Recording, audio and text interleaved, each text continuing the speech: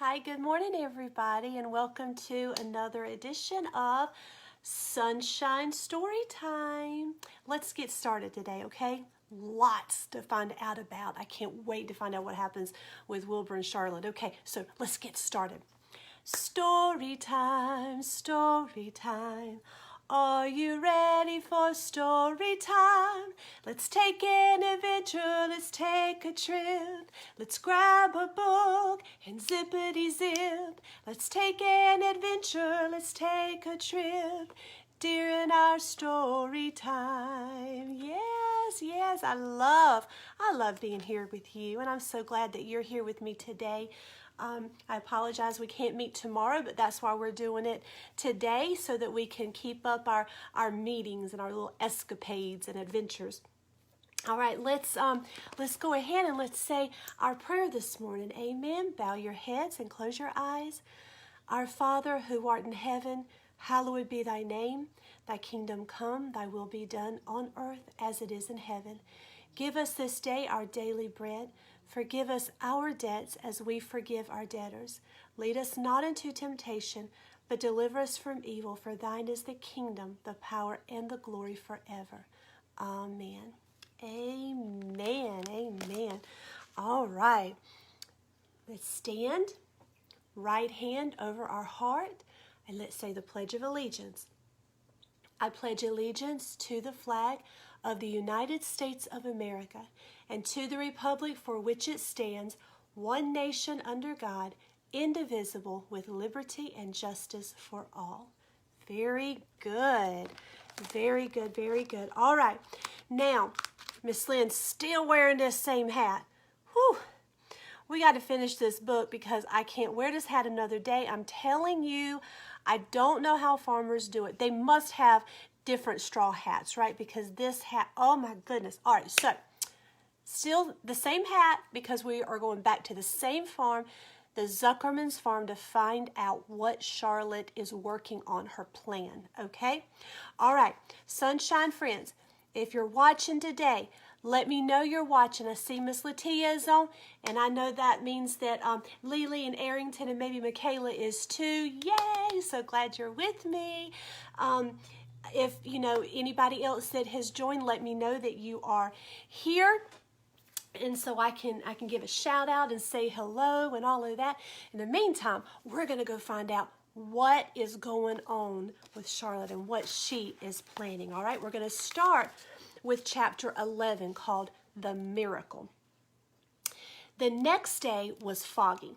Everything on the farm was dripping wet. The grass looked like a magic carpet. The asparagus patch looked like a silver forest. On foggy mornings, Charlotte's web was truly a thing of beauty. This morning, each thin strand was decorated with dozens of tiny beads of water.